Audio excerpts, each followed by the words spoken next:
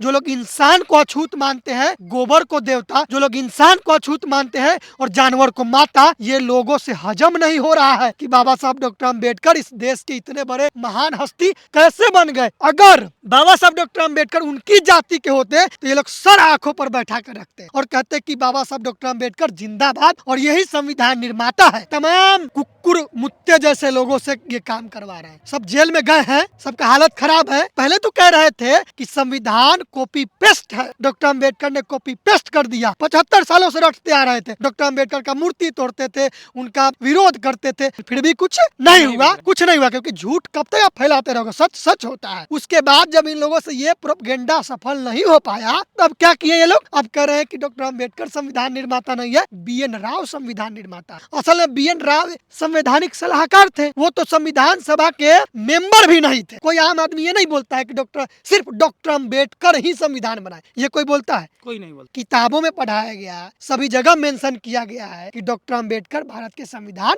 निर्माता है, तो सभी लोग इसको पढ़ते हैं, जानते हैं। कोई हम लोग आकर बोल दिए, कोई दलित समाज के लोग आके बोल दिया, तो कभी किसी ने नहीं कहा कि केवल और केवल उन्हीं ने बनाया। सभी संविधान सभा के लोगों ने उनको माना कि ये संविधान निर्माता है। सार्वजनिक स्थलों पर अगर छूट को पानी पीते हुए देख लेता था ये आतंकवादी, उसको मारने पीटने लगता था। तो जब वो पानी पी लिए बाबा साहब डॉक्टर अम्बेडकर उसमें जाकर, तो ये क्या किए पता है? ये मनुवादी लोग उस तालाब को जाकर गोबर डालकर, गाय का गोबर और गाय का मूत्र से उसको शुद्ध किया। सोचिए कि इसके नजर में गाय का मूत्र इंसान से पवित्र है, गाय के मूत्र से बताइए शुद्ध कर रहा है, और इंसान शुद्ध या तो पवित्र हो गया। ब्राह्मणनम 10 वर्ष तू 7 वर्ष तू भूमिपम पिता पुत्रो विजया नियाता ब्राह्मणस्तु तयो पिता। 10 वर्ष का ब्राह्मण 90 वर्ष के क्षत्रिय के पिता के समान है। 90 वर्ष का क्षत्रिय 10 वर्ष के ब्राह्मण को अपना पिता के समान समझे। कोई 90 वर्ष का व्यक्ति 10 वर्ष के बच्चा को अपना पिता के समान समझेगा? कोई 10 वर्ष का बच्चा कितना भी ब्रिलियंट हो जाए, पढ़ा लिखा सब कुछ हो जाए, कोई 90 वर्ष का बुजुर्ग आएगा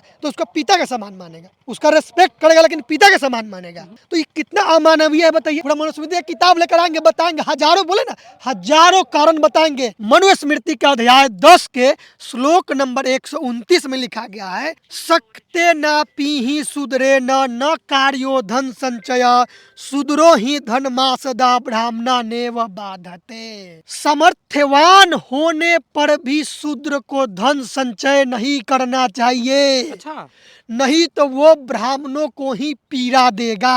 कोई शूद्र जिसको ये लोग सेवा करने के लिए बनाया है, केवल और केवल सेवा करने के लिए, अगर वो धन इकट्ठा कर लेता, संचय का मतलब इकट्ठा हो गया, किसी भी प्रकार से, अगर वो सामर्थ्य भी है कि नहीं वो कमा सकता है, वो धन इकट्ठा कर सकता है, इसके बावजूद भी उसको धन इकट्ठा नहीं करने देना चाहिए, क्योंकि धन पाकर शूद्र उपद्रवी हो जाते हैं और वो ब्राह्मणों को पीड़ा देंगे, उनको रोकना चाहिए। ये कहीं से मानवीय है? लेकिन संविधान कहता है कि इस देश के सभी नागरिकों को संपत्ति रखने का अधिकार है, चाहे वो महिला हो, पुरुष हो, किसी जाति धर्म का व्यक्ति हो, किसी रंग का व्यक्ति हो। विश्व रत्न, भारत रत्न बाबा साहब डॉक्टर बी.आर. अम्बेडकर जी का फोटो को जलाया जा रहा है भारत में, और इनके फोटो के जलाने वाले कह रहे हैं कि भारत में हिंदू धर्मों को बाबा साहब के लोगों से खतरा है। इस विषय को लेकर हमारे बीच अभी जयप्रकाश जी हैं, इनसे बात करते हैं। तो देखिए, ये जो अनिल मिश्रा जैसा जातंकवादी जो अपने धार्मिक गुरुओं के साथ मिलकर, एक आनंद स्वरूप है, अभी मुक्तेश्वरानंद है,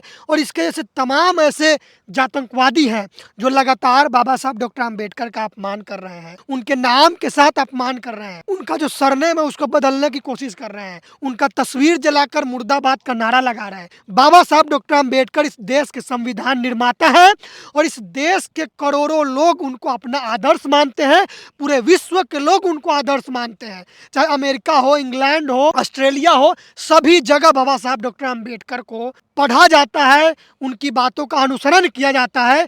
कोलंबिया यूनिवर्सिटी में बाबा साहब डॉक्टर अम्बेडकर का स्टैचू लगा हुआ है। बाबा साहब डॉक्टर अम्बेडकर जिन्होंने भारत का जो भारतीय रिजर्व बैंक है, रिजर्व बैंक ऑफ इंडिया, जहां से भारत का करेंसी छपता है, उस बैंक के स्थापना के लिए बाबा साहब डॉक्टर अम्बेडकर का एक पुस्तक है, द प्रॉब्लम ऑफ रूपी, रुपए की समस्या, उसके कंसेप्ट के आधार पर भारत का जो रिजर्व बैंक है उसकी स्थापना हुई थी। और इतने महान हस्ती को ये लोग अपमानित कर रहे हैं। 75 सालों से सभी लोग जानते हैं कि बाबा साहब डॉक्टर अम्बेडकर इस देश के संविधान निर्माता है। केवल इस देश के ही लोग नहीं, बल्कि विदेश के भी लोग जब संविधान बनकर तैयार हुआ, जो संविधान सभा के जितने लोग थे, सदस्य थे, चाहे संविधान सभा के अध्यक्ष जो डॉक्टर राजेंद्र प्रसाद जी थे, वो तमाम लोग, गणमान्य लोग, सभी ने माना कि डॉक्टर अंबेडकर ने अपने अथक प्रयास से, अथक परिश्रम से भारत के संविधान में सबसे ज़्यादा योगदान उन्होंने दिया। संविधान सभी लोगों ने मिलकर बनाया, लेकिन सबसे ज़्यादा योगदान बाबा साहब डॉक्टर अंबेडकर का रहा। इसलिए संविधान सभा के सभी लोग मिलकर इनको संविधान निर्माता का उपाधि दिए। और ये बात कोलंबिया यूनिवर्सिटी के तमाम लोगों को पता है, जब उनको इनवाइट करता है कि भारत के संविधान निर्माता बाबा साहब डॉक्टर अंबेडकर जो हमारे यूनिवर्सिटी से पढ़ के गए, हमारे छात्र हैं, उनको यहाँ पे इनवाइट कीजिए, उनको सम्मानित कीजिए। तो वहाँ पर उनको सम्मानित किया गया। लेकिन ये जो आतंकवादी, ये पाखंडी लोग, जिनको ज्ञान नहीं है, जो लोग इंसान को अछूत मानते हैं, गोबर को देवता, जो लोग इंसान को अछूत मानते हैं और जानवर को माता, ये लोगों से हजम नहीं हो रहा है कि बाबा साहब डॉक्टर अंबेडकर इस देश के इतने बड़े महान हस्ती कैसे बन गए। अगर बाबा साहब डॉक्टर अंबेडकर उनकी जाति के होते तो ये लोग सर आंखों पर बैठा कर रखते और कहते कि बाबा साहब डॉक्टर अंबेडकर जिंदाबाद और यही संविधान निर्माता है। पहले तो कह रहे थे कि संविधान कॉपी पेस्ट है, डॉक्टर अंबेडकर ने कॉपी पेस्ट कर दिया। 75 सालों से रटते आ रहे थे, डॉक्टर अंबेडकर का मूर्ति तोड़ते थे, उनका विरोध करते थे, फिर भी कुछ नहीं हुआ, क्योंकि झूठ कब तक आप फैलाते रहोगे, सच सच होता है। उसके बाद जब इन लोगों से ये प्रोपेगेंडा सफल नहीं हो पाया, तब क्या किए ये लोग? अब कह रहे हैं कि डॉक्टर अंबेडकर संविधान निर्माता नहीं है, बीएन राव संविधान निर्माता है। असल में बीएन राव संवैधानिक सलाहकार थे, वो तो संविधान सभा के मेंबर भी नहीं थे। लेकिन ये लोग झूठ बोल रहे हैं और हम लोग कभी नहीं बोले। कोई आम आदमी ये नहीं बोलता है कि सिर्फ डॉक्टर अंबेडकर ही संविधान बनाए, ये कोई बोलता है? कोई नहीं बोलता। किताबों में पढ़ाया गया, सभी जगह मेंशन किया गया है कि डॉक्टर अंबेडकर भारत के संविधान निर्माता है। तो सभी लोग इसको पढ़ते हैं, जानते हैं। कोई हम लोग आकर बोल दिए, कोई दलित समाज के लोग आके बोल दिया। तो कभी किसी ने नहीं कहा कि केवल और केवल उन्हीं ने बनाया।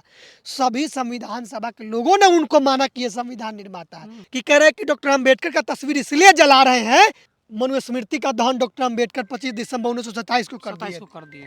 हजार कारण बता देंगे कि मनुस्मृति का दहन डॉक्टर अंबेडकर ने क्यों किया, और आज भी जो शोषित वंचित समाज के लोग हैं वो मनुस्मृति को पसंद क्यों नहीं करते हैं। हजार कारण है, लेकिन वो एक कारण बताएं कि संविधान उनके खिलाफ है या किसी नागरिक के खिलाफ है, डॉक्टर अंबेडकर किसी के खिलाफ है। एक कारण बताएं, कोई कारण नहीं है, केवल नफरत है, केवल जातीय नफरत उनके अंदर ये धधक रहा है। अब हम बताएंगे कि मनुस्मृति में क्या लिखा हुआ है। जो लोग इसे पसंद नहीं करते हैं वो कितना मानवता का विरोधी है, असमानता का पोषक है। 2-3 श्लोक हम आपको बताते हैं पढ़ के। मनुस्मृति का अध्याय 10 के श्लोक नंबर 129 में लिखा गया है, सकते न पीहि सुदरे न कार्यो धन संचय सुदरो ही धन मासदा ब्राह्मणा नेव बाधते। समर्थवान होने पर भी शूद्र को धन संचय नहीं करना चाहिए। अच्छा, नहीं तो वो ब्राह्मणों को ही पीड़ा देगा। कोई शूद्र जिसको ये लोग सेवा करने के लिए बनाया है, केवल और केवल सेवा करने के लिए, अगर वो धन इकट्ठा कर लेता है, संचय का मतलब इकट्ठा हो गया, किसी भी प्रकार से, अगर वो सामर्थ्य भी है कि नहीं वो कमा सकता है, वो धन इकट्ठा कर सकता है, इसके बावजूद भी उसको धन इकट्ठा नहीं करने देना चाहिए। क्योंकि धन पाकर शूद्र उपद्रवी हो जाते हैं और वो ब्राह्मणों को पीड़ा देंगे, उनको रोकना चाहिए। ये कहीं से मानवीय है? लेकिन संविधान कहता है कि इस देश के सभी नागरिकों को संपत्ति रखने का अधिकार है, चाहे वो महिला हो, पुरुष हो, किसी जाति धर्म का व्यक्ति हो, किसी रंग का व्यक्ति हो, चाहे उसका जन्म किसी भारत के किसी राज्य में हुआ हो, गरीब स्थान पे, अमीर स्थान पे, कहीं भी, बड़े शहर में, छोटे शहर में, फिर भी उसको संपत्ति रखने का अधिकार है। ये संविधान कहता है। लेकिन मनुस्मृति कह रहा है कि धन, बिना धन का किसी का जीवन आगे बढ़ सकता है? धन नहीं होगा वो शिक्षा प्राप्त नहीं कर सकता, धन नहीं होगा वो अच्छा कपड़ा नहीं पहन सकता है, धन नहीं होगा वो अच्छा खाना नहीं खा सकता है, तो वो क्या विकास करेगा? तो देखिए, आपके विकास पर ही पहरेदारी लगा दिया ये मनुस्मृति। ठीक है, तुम्हारे लिए सही होगा, तुम मानो, लेकिन अगर हमको रोकोगे, इस देश के शोषित वंचित लोगों को गाली दोगे, तो हम उसको नहीं मानेंगे। तुम अपने आप को जो लिखना है लिखो, तुम बहुत ऊंचा हो, तुम आसमान से भी ऊपर चले गए हो, लिख लो अपने जो मन है वो। लेकिन हम लोग के बारे में लिखोगे तो फिर हम लोग विरोध दर्ज कराएंगे और इस तरीके के पुस्तक को हम लोग नहीं मानेंगे और नहीं इस देश में लागू होने देंगे। जो अभी भी लागू नहीं है, लेकिन ये लागू करने की कोशिश कर रहे हैं, होने हम लोग देंगे नहीं। दूसरा देखिए, दूसरा क्या है? मंगलमय ब्राह्मणस्य सयात क्षत्रियस्य बलानिवतम वैश्यस्य धन संयुक्तम शूद्रस्य तु जुगुपी सतम। इसका अर्थ क्या जानते हैं? ब्राह्मण का नाम मंगल सूचक होना चाहिए, क्षत्रिय का नाम बल सूचक होना चाहिए, वैश्य का नाम धन सूचक होना चाहिए और शूद्र का नाम निंदा सूचक घृणा सूचक होना चाहिए। अब सोचिए कि तुम अपने आप को मंगल नाम रख रहे हो, हमें कोई आपत्ति नहीं है। कोई बल सूचक रख रहा है, हमें कोई आपत्ति नहीं है। कोई धन सूचक रखेगा, हमें कोई आपत्ति नहीं है। लेकिन तुम शूद्र को, इस देश के 90% लोग को क्यों बोल रहे हो कि घृणा सूचक नाम होना चाहिए, निंदा सूचक नाम होना चाहिए? किसने अधिकार दिया तुमको? क्यों लिखा हमको कि हमारा नाम घृणा सूचक होना चाहिए, निंदा सूचक होना चाहिए? और ऐसा नाम आपको देखने को मिलेगा जाइए समाज में, शूद्र समाज का देखिएगा नाम, महिला का कबूतरी नाम रहेगा, फुलझड़िया, पियरिया, बढ़नी, हसुआ, खुरपी, बुधनी, सुधनी नाम रहेगा। पुरुष रहता है उसका नाम देखिएगा ढोढाई रहेगा, गोबारी, खोबारी, मंगरू, झिंगरू, बुधना, सुधना, इस तरह घटिया नाम रहता है। कितना नाम से पता चलता है कि वो शूद्र है। तीसरा ये क्या लिखा हुआ है? ब्राह्मणनम 10 वर्ष तु 7 वर्ष तु भूमिपम पिता पुत्रो विजया नियाता ब्राह्मणस्तु तयो पिता। 10 वर्ष का ब्राह्मण 90 वर्ष के क्षत्रिय के पिता के समान है। 90 वर्ष के 90 वर्ष का क्षत्रिय 10 वर्ष के ब्राह्मण को अपना पिता के समान समझे। अब यहाँ तो क्षत्रिय की बात हो रही है, तो शूद्र को किस नजरिए से देखता होगा आप समझ लीजिएगा। तो कोई 90 वर्ष का व्यक्ति 10 वर्ष के बच्चा को अपना पिता के समान समझेगा। कोई 10 वर्ष का बच्चा कितना भी ब्रिलियंट हो जाए, पढ़ा लिखा सब कुछ हो जाए, कोई 90 वर्ष का बुजुर्ग आएगा तो उसको पिता के समान मानेगा, उसका रेस्पेक्ट करेगा, लेकिन पिता के समान मानेगा। तो ये कितना अमानवीय है बताइए। अब इस बात को कह रहा है कि आप भाई मानिए हमको। लास्ट और बताते हैं, बहुत है, कितना बताए। पूरा मनुस्मृति की किताब लेकर आएंगे, बताएंगे, हजारों, बोले ना हजारों कारण बताएंगे। शूद्र को भोजन के लिए जूठा अन्न, पहनने के लिए फटा हुआ कपड़ा वो दे देना चाहिए। शूद्र अगर आपके यहाँ काम करने, सेवा करने जा रहा है तो उसको आप खाने के रूप में जूठा अन्न, फटा हुआ कपड़ा, सोने के लिए पुआल दे दे। आपके घर में कोई बर्तन वगैरह टूटा फूटा है उसको दे दीजिए। मतलब जितना निकृष्ट सामान आपके घर में है सब आप किसको दे दीजिए? शूद्र को। शूद्र इंसान नहीं है, इसको हम मानेंगे, मान सकते हैं, बताइए। मनुस्मृति में ही लिखा हुआ है, एकमेव तु शूद्रस्य प्रभु कर्म समादिशतः एते सामेव शुश्रूषामन सुय्यया। इसका मतलब है कि प्रभु ने शूद्र के लिए एक ही कर्म कहा है कि वो सभी वर्णों का सेवा करे। क्यों सेवा करेगा? सिर्फ अगर शूद्र जो इंसान है, हम लोग इस ब्राह्मण, क्षत्रिय, वैश्य और शूद्र वाले विभाजन को नहीं मानते। ये एकदम डिवाइड किया गया है लोगों को, हम इसको नहीं मानते हैं। सभी एक मानव है। उसके बाद जो वो कर्म करेगा, जो आज की व्यवस्था है संविधान में कि जो जिस तरीके का कर्म करेगा, अगर कोई शिक्षक बनना चाहता है तो शिक्षक पात्रता के लिए एग्जाम होता है, उसको क्वालिफाई करेगा, वो किसी भी धर्म, जाति, रंग का आदमी हो, अगर वो मेहनत किया, शिक्षक की पात्रता को पास करेगा, वो शिक्षक बनेगा।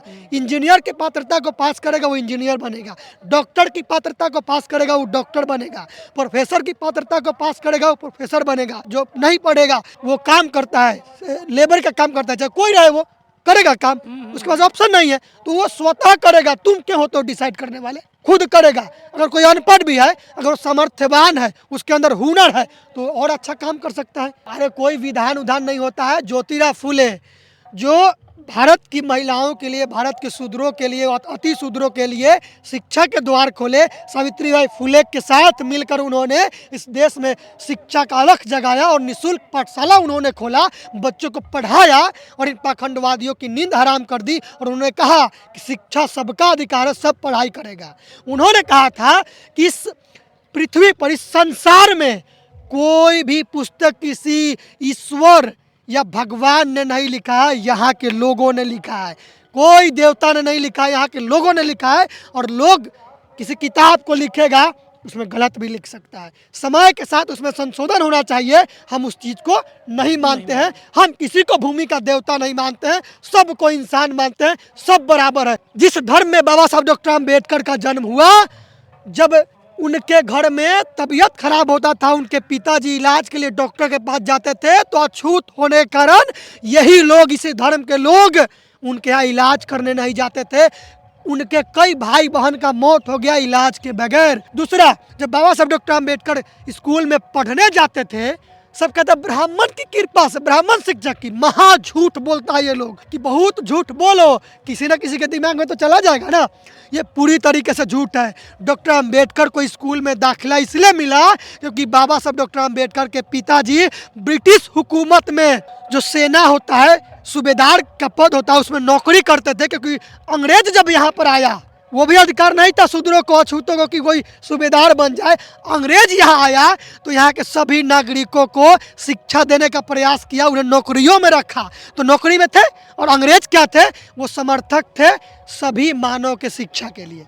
तो क्या किए, सूबेदार थे तो वो शिक्षा, बाबा साहब डॉक्टर अंबेडकर के पिताजी जानते थे कि शिक्षा कितना बड़ा हथियार है। तो उन्होंने स्कूल में नामांकन के लिए गया। तो ये जो तमाम जातिवादी आतंकवादी लोग हैं जो धर्म का चोला पहनकर बैठे हुए थे, इन्होंने रोका कि इनका एडमिशन नहीं होना चाहिए, अछूत तो बाहर रखो। लेकिन जब अंग्रेज सरकार के जो फौज थे, जो सेना थे, पुलिस थे, जब वहाँ पे गए और खड़ा होकर बोला क्यों नहीं एडमिशन होगा, तो डर से एडमिशन किया। लेकिन उसके हर समय तो सेना वहाँ पुलिस तो रहेगा नहीं। तो डॉक्टर अंबेडकर जब पढ़ने जाते थे तो उनको बाहर बैठा देता था, अलग रहो। पानी पीने गए, अपने आत्मकथा में लिखे वेटिंग फॉर वीजा में बाबा साहब डॉक्टर अंबेडकर ने लिखा है कि जब उनको बहुत प्यास लगा हुआ था, जब वो पानी पीने गए, उस दिन प्यून नहीं आया था जो पानी पिलाता था सब पानी, तो वो जब पानी पीने गए तो उनको पानी नहीं पीने दिया गया, प्यास से तड़प रहे थे। वो प्यून जो था सब बच्चों को ऐसे पिलाता था, पानी देता था, इनको कहता था अलग रहो, और अलग से ऐसे पानी पटाता था। ये कौन करता था? अंग्रेज इस देश को लूट के ले गया, उसको हम विदेशी मानते हैं, उसके खिलाफ हम लोग आंदोलन किए। लेकिन ये तुम्हारे कुकृत्य को साझा कर रहा है कि तुम लोगों ने जो किया।